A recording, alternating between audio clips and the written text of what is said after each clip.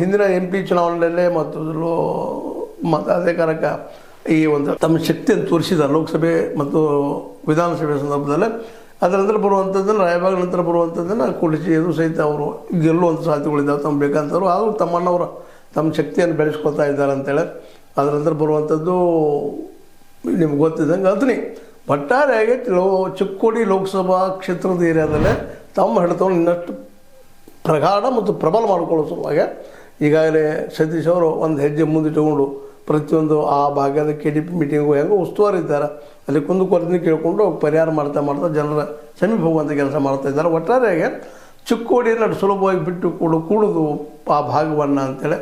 ಅದರಲ್ಲೂ ಮುಖ್ಯವಾಗಿ ಹುಕ್ಕೇರಿಯನ್ನು ಗೆಲ್ಲುವಂಥ ಒಂದು ಹಂಬಲ ಅವ್ರಿಗೆ ಎಲ್ಲಿ ಕಳ್ಕೊಂಡಿರ್ತಾರೆ ಅಲ್ಲಿ ಹುಡುಕಬೇಕು ಅನ್ನೋದು. ಅದೇ ಕಾರಣಕ್ಕೆ ಇದು ಬಿಟ್ಟು ಕೊಡಬಾರದು ಅನ್ನೋಂಥ ಒಂದು ಇನ್ನೊಂದು ಪ್ರಬಲವಾದ ಹಂಬಲ ರಮೇಶ್ ಕತ್ತಿ ಅವ್ರದ್ದು. ಯಾಕಂದರೆ ಹುಕ್ಕೇರಿಯಲ್ಲಿ ಬಿಟ್ಟು ಕೊಟ್ಟರೆ ರಮೇಶ್ ಕತ್ತಿ ಅವರು ಅವ್ರ ರಾಜಕೀಯ ಅಸ್ತಿತ್ವ ಸಮಾಪ್ತಿ ಆಗ್ತದೆ ಅಂತೇಳಿ. ಯಾಕಂದರೆ ಹುಕ್ಕೇರಿ ಅವರ ಮೇನ್ ಕೇಂದ್ರ, ಅದು ಅದರಲ್ಲಿ ತವರು ಮನೆ ಇದ್ದಂಗೆ ಅವ್ರಿಗೆ. ಅದಕ್ಕಾಗಿ ಅದು ಬಿಟ್ಟುಕೊಡುವ ಸಾಧ್ಯತೆಗಳನ್ನ ಎಷ್ಟು ಸಾಧ್ಯತೆಯೋ ಅಷ್ಟು ತಪ್ಪಿಸ್ಬೇಕು ಅನ್ನೋಂಥ ಒಂದು ಪ್ರಬಲ ಇಚ್ಛೆಯಿಂದ ಜನಸಾಮಾನ್ಯರ ಜೊತೆಗೆ ಬೆರೆಯುವಂಥ ಕೆಲಸನೂ ಮಾಡ್ತಾ ಇದ್ದಾರೆ.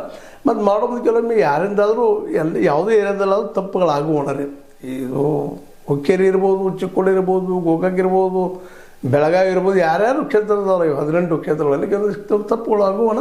ಯಾಕೆಂದರೆ ಇಲ್ಲಿ ನಾವು ಏನು ಮಾಡಿದ್ರು ಸಹಿತ ಒಂದು ಏನು ಕಮಿಷನ್ ವ್ಯವಹಾರ ಮೇಲೆ ಮಾಡ್ತಾ ಇರ್ತೀವಿ. ಯಾವುದೋ ರಾಜಕಾರಣಿ ತನ್ನ ರಾಜಕೀಯಕ್ಕೆ ದುಡ್ಡು ಬೇಕು ಅನ್ನೋ ದೃಷ್ಟಿ ಇಟ್ಕೊಂಡು ಹೀಗಾಗಿ ತಪ್ಪುಗಳಾಗಿದ್ದಾವೆ. ಆ ತಪ್ಪುಗಳನ್ನು ಸರಿಯಾಗಿ ಯೂಸ್ ಮಾಡಿಕೊಂಡು ತಮ್ಮ ಎದುರಾಳಿ ಮೇಲೆ ಅಟ್ಯಾಕ್ ಮಾಡುವಂಥ ಒಂದು ಹೆಜ್ಜೆ, ಅದು ಒಂದು ಜಾಲ್ಮೆ ಹೆಜ್ಜೆ. ಆ ದಿಶೆಯಲ್ಲಿ ಹುಕ್ಕೇರಿ KDP ಮೀಟಿಂಗ್ದಲ್ಲಿ ಅಲ್ಲಿಯ ಸಮಸ್ಯೆಗಳನ್ನು ಕೇಳಿ ಜನರ ಪ್ರಶ್ನೆ